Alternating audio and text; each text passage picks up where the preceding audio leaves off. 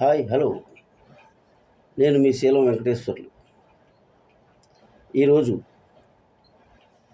మన రాష్ట్ర ముఖ్యమంత్రి నారా చంద్రబాబు నాయుడు గారి 75వ జన్మదినోత్సవం సందర్భంగా నాకు తెలిసిన కొన్ని విషయాలను మీ అందరితో పంచుకుందామని నేను మీ ముందుకు వచ్చాను. ముఖ్యంగా చంద్రబాబు నాయుడు గారు అత్యంత సీనియర్ నాయకులు, రాష్ట్రంలోనే ఇప్పుడున్న సమకాలీన రాజకీయాల్లో అత్యంత అనుభవం ఉన్న నాయకుడు. మీ అందరికీ తెలుసు, సీనియర్ మోస్ట్ నాయకుడు దేశంలోనే. ఆ మాటకు వస్తే దాదాపుగా ఈయనంత సీనియారిటీ బహుశా ఏ నాయకుడు కూడా లేడనే చెప్పాలి. అయితే ఇప్పటికి 75వ సంవత్సరం. ముందుగా బాబు గారికి 75వ సంవత్సర జన్మదిన శుభాకాంక్షలు తెలియజేస్తూ, నేను దాదాపుగా ఎన్టీ రామారావు గారు పార్టీ పెట్టిన తొలినాళ్ల నుంచి చాలా దగ్గరగా రాజకీయాలను పరిశీలిస్తున్నాను. అలాగే అప్పట్లో ఉన్న కాంగ్రెస్ పార్టీని, అంతకంటే ముందు కూడా నా చిన్నతనంలో జనతా పార్టీ అధికారంలోకి వచ్చినప్పుడు నాకు కొంచెమే తెలిసి తెలియనట్లుగా, అంతకంటే ముందు. కానీ ఎన్టీ రామారావు గారు పార్టీ పెట్టిన తర్వాత మాత్రం రాజకీయాలు, అప్పుడు నాకు 17 సంవత్సరాల వయసు, ఓటు కూడా పుట్టలేదు. అయినా సరే రామారావు గారి పిలుపు, కదిలిరా కదిలిరా అన్న పిలుపుకి అందుకొని అప్పట్లోనే నేను పార్టీ ప్రచారాలకు వెళ్ళడం కానీ, ఆ రోజుల్లో ఒక పాటను, చిన్నపిల్లాడినైనా కూడా నేనే ఒక పాటని సొంతంగా రాసి ఆ ప్రచారాల్లో పాడటం, మా ఊరు అందరం దాదాపు 100 మంది కలిసి ఒక లారీ పెట్టుకొని ప్రచారాలు చేయడం జరిగింది. తర్వాత గండికోట, హైదరాబాదు గండికోటలో మీటింగ్కి వెళ్ళటం, అనేక విషయాల్లో నేను దగ్గరగానే ఉండి కొంచెం రాజకీయాలంటే ఇంట్రెస్ట్గా చూస్తున్న వ్యక్తిగా నాకు తెలిసిన విషయాలను మీ అందరికీ తెలియపరచడం కోసం ఈ సందర్భంలో చంద్రబాబు గారి పుట్టినరోజు సందర్భంగా ఈయన జీవిత చరిత్ర కూడా కొంతవరకు నాకు నేను కళ్ళతో చూసినే కాకుండా కొంతమంది గతంలో, అంతకంటే ముందు కూడా ఆయన చదువుకున్న రోజుల నాటి కొన్ని నాకు చెప్పిన విషయాలు, కొన్ని తెలుసుకున్న విషయాలను కూడా మీతో పంచుకుందాం అనుకుంటున్నాను. అయితే చంద్రబాబు నాయుడు గారు చదువుకునే రోజుల్లోనే సోషల్ జస్టిస్ అంటే సామాజిక స్పృహతో ఆయన స్కూల్ ఒక లీడర్గా ఆయన నిల్చోకుండా ఒక దళిత యువకుడిని నిలబెట్టి స్కూల్ లీడర్ని చేసి, కాలేజీ లీడర్గా చేసినట్టు నేను చాలా ఆయనకు దగ్గరగా ఉన్న వాళ్ళతో మాట్లాడేటప్పుడు తెలిసిన విషయాలు నాకు. అంటే అప్పట్లోనే ఆయన సోషల్ జస్టిస్ పాటించాడు. మనం చూస్తూనే ఉన్నాం. దాదాపుగా ఇప్పుడు ఆయన రాజకీయాల్లోకి 45 సంవత్సరాలు దాదాపు అవుతుంది. ఆయన దాదాపుగా అన్ని విషయాల్లో కూడా పక్కన కూర్చునే వ్యక్తుల విషయంలో కూడా జాగ్రత్తలు పాటిస్తూ, సామాజిక సమతుల్యాన్ని పాటిస్తూ, సామాజిక వర్గాలంటే ఆయనకి అత్యంత ప్రేమ, అనేక సామాజిక వర్గాలను పైకి తీసుకొచ్చిన చరిత్ర కూడా మనందరికీ తెలుసు. అయితే మొట్టమొదటి చూద్దాం. ఆయన 1978లో కాలేజీ చదువుకునే రోజుల నుంచే రాజకీయాల్లో ఇంట్రెస్ట్ ఉంది. డైరెక్ట్గా రాజకీయాల్లోకి రావటం, అప్పట్లో కాంగ్రెస్, ఇందిరా కాంగ్రెస్ ద్వారా ఈయన సీట్ దక్కించుకోవటం 78లో, రాజశేఖర రెడ్డి గారు రెడ్డి కాంగ్రెస్ ద్వారా ఆయనకి టికెట్ రావటం జరిగింది. ఆయన వెంటనే అప్పట్లో నాకు తెలిసి ఆయన నగరి నుంచి అనుకుంటా, కరెక్ట్, నగరి నుంచి ఆయన పోటీ చేయటం, గెలవటం, ఆ తర్వాత 2 సంవత్సరాలు తిరగకుండానే రాష్ట్ర మంత్రి అవటం. అప్పటికైనా పెళ్లి కూడా కాలేదు. మంత్రి, రాష్ట్ర సినిమాటోగ్రఫీ మరొక శాఖలు ఉన్నాయి, 1-2. అయితే ఎన్టీ రామారావు గారు పార్టీ పెట్టక ముందే 1980వ దశకంలో అనుకుంటా, బహుశా ఒక సందర్భంలో కుర్రాడు మంత్రి అయ్యేటప్పటికి, ఏంటి ఎవరు ఇతరంటే వాళ్ళని చెప్తే పెద్దలు ఎవరో, సరే అప్పట్లో పెళ్లి విషయాలు మాట్లాడుకుంటూ 1981లో చంద్రబాబు గారికి, భువనమ్మ గారికి, భువనేశ్వరి గారికి మ్యారేజ్ చేయటం జరిగింది. ఆ తర్వాత మళ్ళీ 1983 ఎన్నికల్లో అదే నియోజకవర్గం నుంచి కాంగ్రెస్ పార్టీ నుంచి ఆయన పోటీ చేయటం, ఎన్టీ రామారావు గారు పార్టీ పెట్టి 9 నెలల్లోనే 1943లో ఎన్నికలకు వెళ్ళటం, భారీగా గెలవటం, ముఖ్యమంత్రి కావటం జరిగింది. అప్పట్లో ఆయన కాంగ్రెస్ పార్టీ నుంచే పోటీ చేశాడు చంద్రబాబు గారు.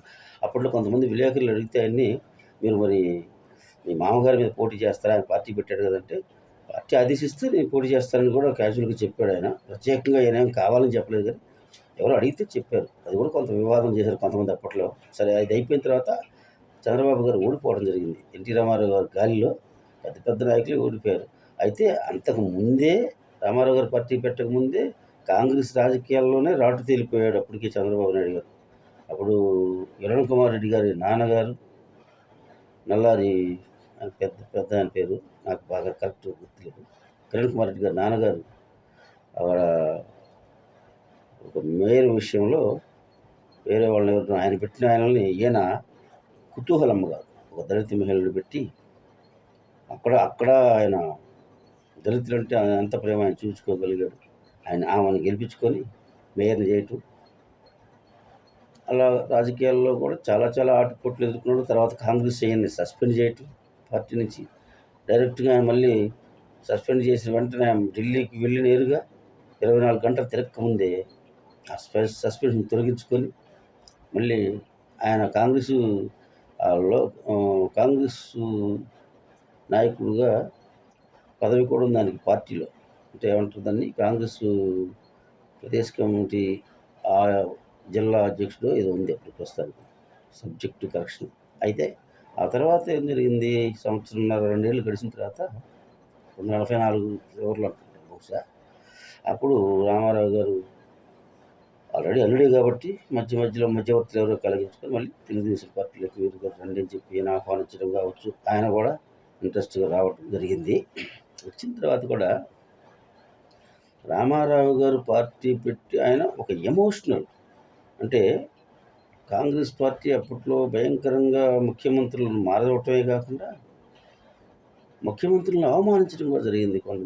దళిత ముఖ్యమంత్రి అయిన అంజయ్య గారిని అవమానించడం, ఆ పరిస్థితిలో ఆత్మగౌరవ నినాదంతో, అదే కాకుండా మనల్ని అందరినీ అప్పట్లో ఢిల్లీలో మద్రాసీలను పిలిచేవాళ్ళు. అప్పటికి స్వతంత్రం వచ్చిన తర్వాత 56లో ఎన్నికలప్పుడు, మనం అంతకంటే ముందు 56కి ముందు ఎన్నికలప్పుడు ఉమ్మడి మద్రాసులో కలిసి ఉంటాం.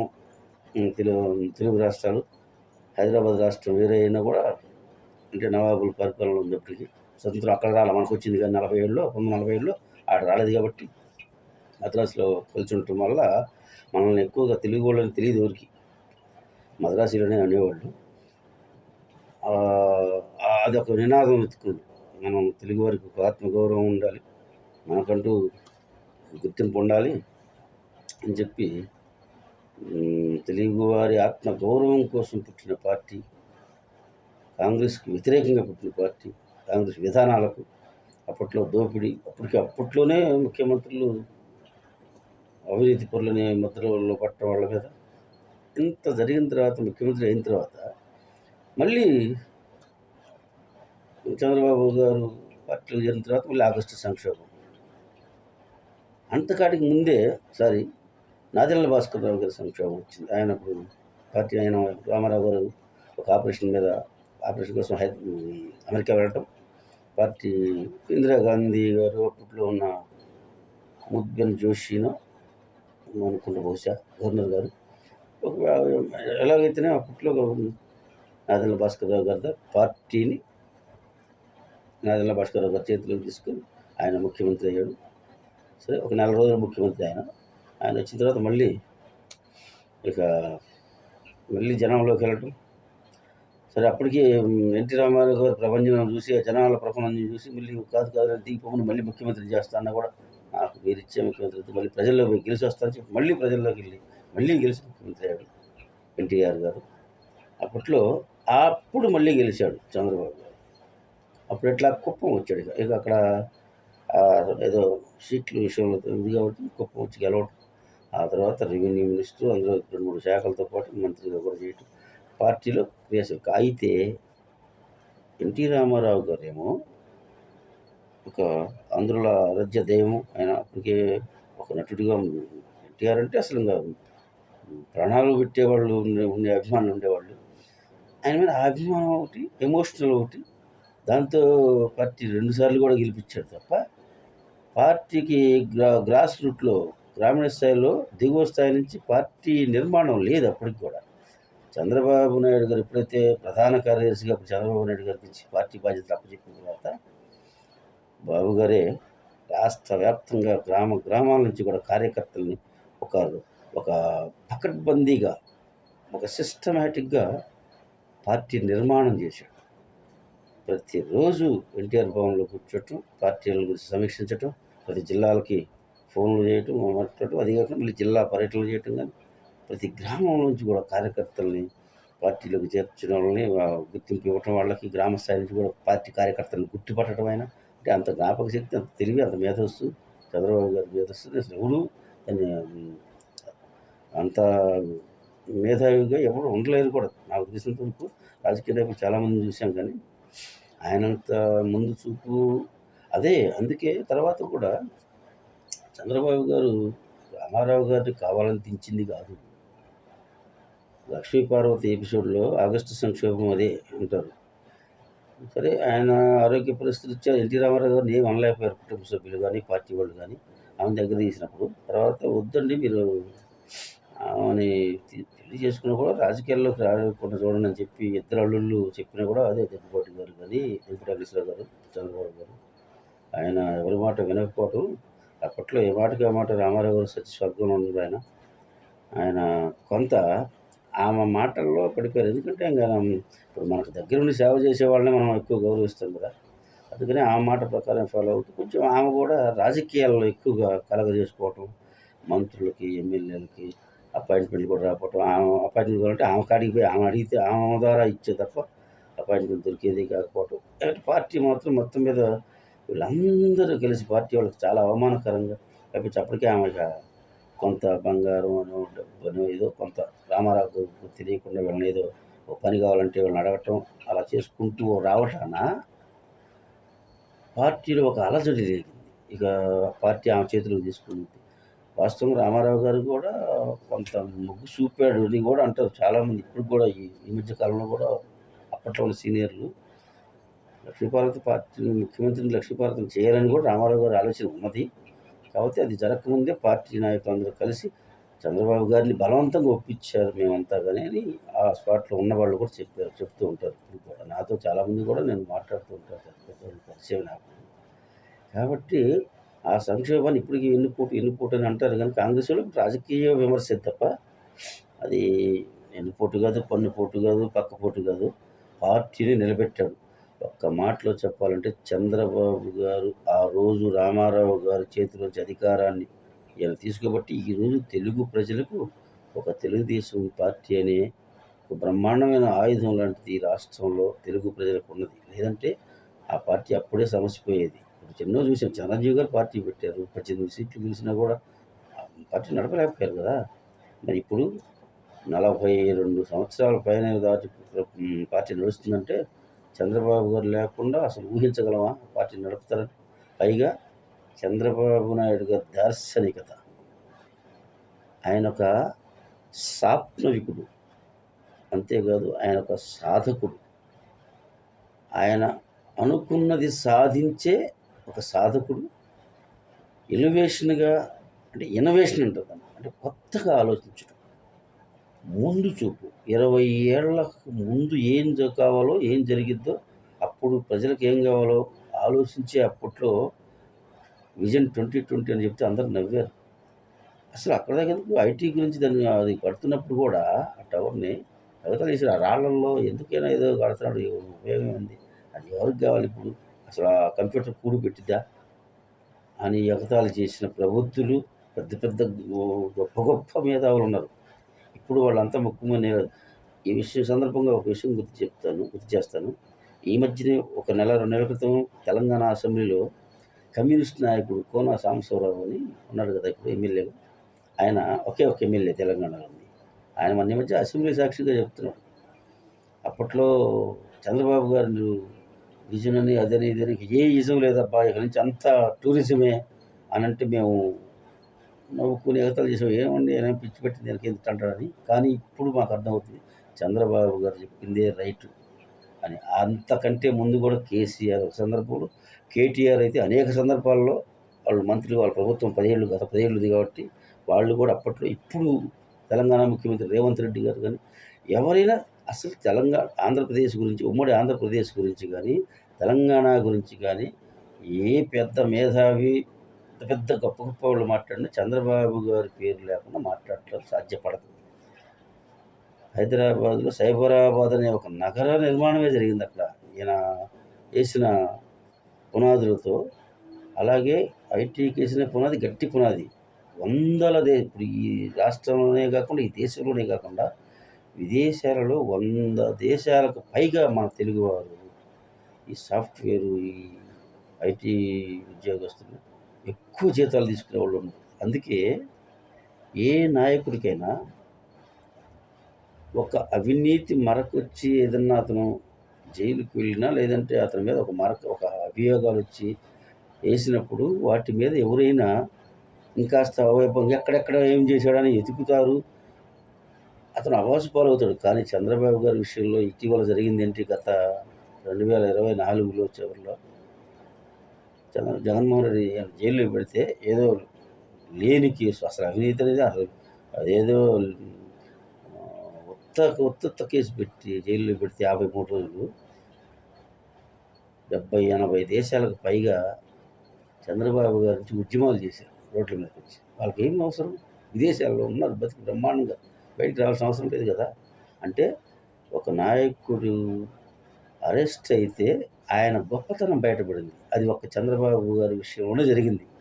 మీరు దేశ రాజకీయ నాయకులు ఎవరి గురించి ఉంచారో చూడండి, అనేక పెద్ద పెద్ద నాయకులు, స్టాలిన్ వాళ్ళ నాన్నగారు ఉన్నారు కదా, తమిళనాడు మాజీ ముఖ్యమంత్రి గారు, అలాగే జయలలిత గారు, అలాగే శరద్ యాదవ్, లేకపోతే అఖిలేష్ యాదవ్, ముఖ్యమంత్రులు చాలామంది, ఢిల్లీ కేజ్రీవాల్ ముఖ్యమంత్రి, ఏ ముఖ్యమంత్రిని తీసుకోండి, చంద్రబాబు గారికి ఉన్న ఇమేజీ, చంద్రబాబు గారికి ఉన్న ఆ విజను, చంద్రబాబు గారికి ఉన్న కమిట్మెంటు, ఆ పేరు ముందు అసలు దేశ విదేశాల్లో కూడా ఆయనకున్న పేరు అంటే ఎవరికి సాధ్యం కాదు. అంటే ఆయన చేసిన మంచి పనుల వల్ల ఆయనకు ఆ పేరు వచ్చింది. మీరు చూడండి, గత 40 సంవత్సరాల ఆయన రాజకీయ జీవితంలో అదేదో చిలీస్ పక్ష ఏదో అంటారంట, అంటే ఉవ్వెత్తున పైకి లేసిద్ది అంటారు పడిపోయినప్పుడు. అది నాకు తెలియదు, కానీ నా భాషలో చెప్పాలంటే ఒక వి షేప్ ఉంటుంది కదా, వి అంటే పైనుంచి అట్టడుక్కు పడిపోవటం, మళ్ళీ ఉవ్వెత్తున పైకి లేవటం. ఆ వి షేప్లో చంద్రబాబు గారి జీవితంలో అనేక విషయాలలో ఆయన సాధించిన ఘన విజయాలు చాలా ఉన్నాయి. పడి లేచిన కెరటంలాగా లేచాడు. ఎన్నోసార్లు అయిపోయింది, ఇక తెలుగుదేశం పార్టీ అయిపోయింది, చంద్రబాబు గారి పని అయిపోయింది, వయసు కూడా అయిపోయిందని ఎంతోమంది ఎన్నో విధాలుగా మాట్లాడినా కూడా 74 సంవత్సరాలు మన గత ఎన్నికలకు ముందు ఆయన చేసిన ఆ పర్యటనలు, ఆ స్పీచ్లు చూస్తే మనకు కూడా రాత్రి లేదు, పగలు లేదు, విరామం అనేది లేకుండా అంత ఇప్పటికీ 75 సంవత్సరాలు ఈరోజు అడుగుపెట్టారు. కానీ అంత ఇలాంటి మనిషిని మనం చూడగలమా అనిపించింది ఒక్కోసారి. అదే కాకుండా చంద్రగిరి నియోజకవర్గం, ఇందాక నేను వేరే చెప్పాను. 78లో చంద్రగిరి నియోజకవర్గం ఎమ్మెల్యే అయ్యాడు, 80లో మంత్రి అయ్యాడు, 81లో పెళ్లి చేసుకున్నాడు. ఆ తర్వాత కూడా రామారావు గారు పార్టీ పెట్టిన తర్వాత కూడా, మంత్రి అయిన తర్వాత కూడా పార్టీ బాధ్యతలు ఆయన వేసిన బీజలే పార్టీకి. పార్టీ ప్రతి గ్రామంలో కూడా వాళ్ళు ఇంత పటిష్టంగా, ఎంత అట్టడుగు స్థాయికి పార్టీ దిగజారిపోయింది లేదనుకున్నప్పుడు పైకి ఎందుకు లేస్తుందంటే పునాదులు పార్టీలో. ఇప్పటికి మీరు కొంతమంది అనుకుంటారు తెలంగాణలో ఇంకా ఈ ఇన్ని అవమానాలు జరిగినా కూడా పార్టీ ఎందుకు బలపడుతూ వచ్చిందంటే కార్యకర్తల బలం. అది తెలంగాణలో కానీ, ఆంధ్రప్రదేశ్లో కానీ ఈ ఎన్ని సంక్షోభాల కంటే ఇంకా 2 సంక్షోభాలు ముఖ్యమైనవి ఉన్నాయి. ఏమంటే రాజశేఖర రెడ్డి గారి మరణం, ఆయనపై సానుభూతితో జగన్ మీద సానుభూతి రావటం అదొకటి. తెలంగాణ ఉద్యమం మరింత పొంగదీసింది పార్టీని, నాయకుడిని. అసలు తెలంగాణ ఉద్యమం అప్పుడైతే ఏ పార్టీ వాళ్ళైనా కొంతమంది చిన్న చిన్న చోటా మోటా నాయకులు కూడా, తెలంగాణ టీఆర్ఎస్ లేకపోతే ఆ నాయకులు అత్యంత దారుణంగా ఒక చంద్రబాబు గారిని ఒక పూచిక చూపించి ఆ ఉద్యమాన్ని నడిపించుకొని తెలంగాణ సాధించుకున్నారు. ఈయన ఒప్పుకున్నా కూడా తెలంగాణ నాకు 2 కళ్ళు తెలుగు రాష్ట్రం. ఒక మాటలో చెప్పాలంటే ప్రజలందరూ అర్థం చేసుకోవాల్సింది, చంద్రబాబు నాయుడు గారికి ప్రధానమంత్రి అవకాశం వచ్చినా కూడా, అంటే ఐకే గుజరాల్ గారిని లేకపోతే దేవగౌడ గారిని ప్రధానమంత్రులుగా చేసినప్పుడు అసలు ప్రధానమంత్రిగా మీరే ఉండమని చెప్పి అప్పుడు ఈయనకి ఆఫర్ ఇచ్చి మీరు ఉండాల్సింది మీరే అని చెప్పి గట్టిగా పట్టారు అందరూ. కానీ ఆయన ఒకటే మాట చెప్పాడు, నాకు తెలుగు ప్రజలు ముఖ్యం, నేను తెలుగు ప్రజల కోసమే నేను సేవ చేస్తాను, నా రాష్ట్రంలోనే ఉంటాను, నేను కేంద్రం అంటే ఆయన ఏమనుకున్నాడంటే ప్రధానమంత్రి అయితే ఇక మళ్ళీ తెలుగు రాష్ట్రాల్లో కూడా సేవ చేయొచ్చు, కానీ తర్వాత మళ్ళీ ముఖ్యమంత్రి కావడం అనేది, లేదా మళ్ళీ ప్రజలకు సేవ చేయాలంటే ముఖ్యమంత్రి అయితే చేయగలరు, కానీ ప్రధానమంత్రి ఉంటే కొన్ని పంపించగలడు, నిధులు ఏమైనా ఇవ్వగలడు, కానీ ఇక్కడ ప్రజలకు ఏమేం కావాలో చూసుకోలేడు, ఆ పథకాలకు ప్రణాళికలు వేయలేడు, ఆ విజన్ని చూపించుకోలేడు కదా. దేశానికి చూపించచ్చు, కానీ అది ఎప్పుడు ఆయన తెలుగు ప్రజలకే సేవ చేయదలుచుకోడు. కేంద్ర ప్రధానమంత్రి వద్దనుకునేవాడు ఎవరన్నా ఈ దేశంలో కానీ ఎక్కడన్నా కానీ ఆయన వదులుకోండు ప్రజల కోసం, తెలుగు ప్రజల కోసం. అందుకే అయినా కూడా తెలుగు ప్రజలు ఆయన్ని అనేక సార్లు కొంత మరి ఆయన లోపమేం కాదు, ప్రజలలో లోపం నా దృష్టిలో. ఆయన ఎక్కడ ఏ తప్పు చేయలే, కానీ గాలి వార్తలు 2004 దాకా ఉన్న కాంగ్రెస్ పార్టీ ఇక లేదు, మనం రాలేమనుకుని ఇక మనం అయిపోయిందని రాజశేఖర రెడ్డి గారు సోనియా గాంధీ దగ్గరికి పోయి తెలంగాణ ఉద్యమం గురించి 40 మంది ఎమ్మెల్యేలతో సంతకాలు పెట్టుకొని ఇచ్చిన తర్వాత పార్టీ సరే ఏదో పాదయాత్ర చేశాడు. ఆయన కూడా ఆయన సేవను ఎవరు తక్కువ చేయరు. పాదయాత్ర చేశాడు, కాంగ్రెస్ నిలబెట్టాడు, అధికారంలోకి వచ్చారు, సంతోషం. కానీ తర్వాత చేసిన దుర్మార్గం మాత్రం అది ఇప్పటికీ తెలుగు ప్రజల్ని, తెలుగు రాష్ట్రాలని, 2 రాష్ట్రాలను కూడా పీడిస్తుంది. అదే ఏంటంటే ఆయన 2025లో పెట్టిన సాక్షి మీడియా, అది కూడా సోనియా గాంధీ ఇందిరా టెలివిజన్ పేరు పెడుతున్నామమ్మా మా కాంగ్రెస్ పార్టీ కోసం అని చెప్పి పెట్టిన మీడియా అది.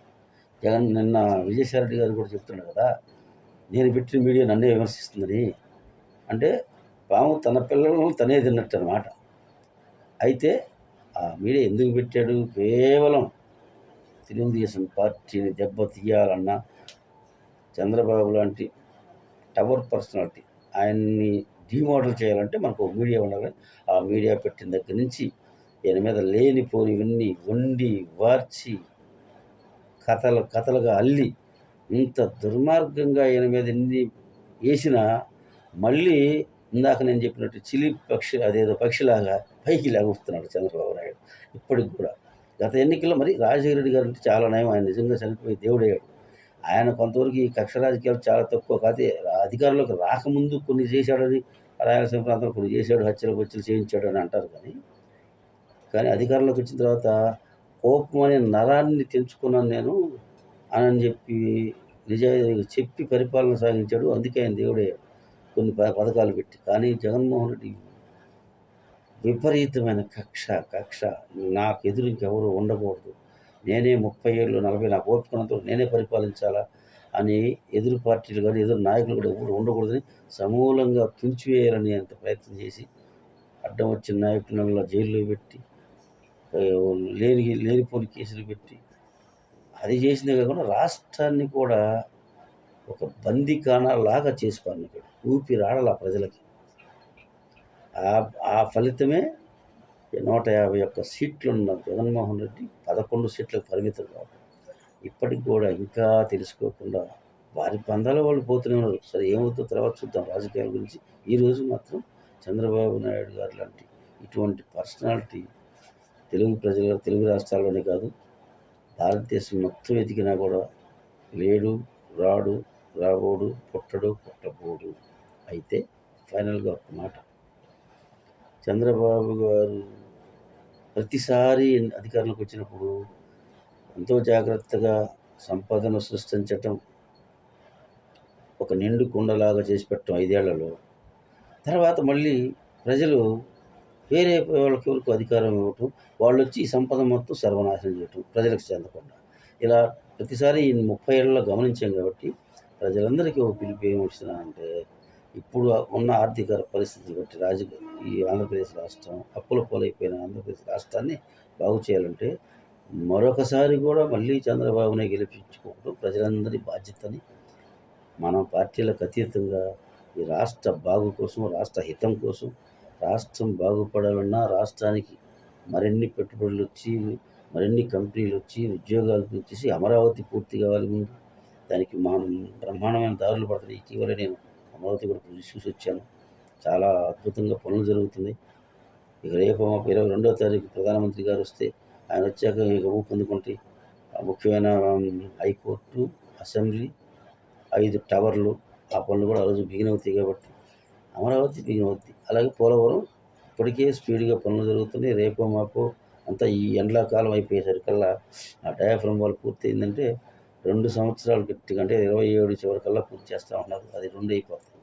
అమరావతి 3 ఏళ్ళలో అయిపోతుందని చెప్తున్నారు. కానీ అయిపోవని కాదు, మళ్ళీ ఈ అభివృద్ధి కంటిన్యూ కావాలి. ఈ కంపెనీలు, వచ్చిన కంపెనీలు సరిగ్గా పూర్తిగా ఈ గ్రౌండ్ అయ్యి ఉద్యోగాలు రావాలంటే పిల్లలకి ఇంకొక 5 ఏళ్ళు పట్టింది ఖచ్చితంగా. కొత్త నగరం రూపొందాలంటే 10 ఏళ్ళు పడుతుంది కాబట్టి ఇంకొకసారి కూడా చంద్రబాబు గారికి అవకాశం ఇస్తే ఈ రాష్ట్రం ప్రజలు, రాష్ట్ర భవిష్యత్తు, భావి తరాల భవిష్యత్తు బాగుంటుందని అందరికీ విన్నవించుకుంటూ సెలవు తీసుకుంటాను. జై హింద్. Thank you.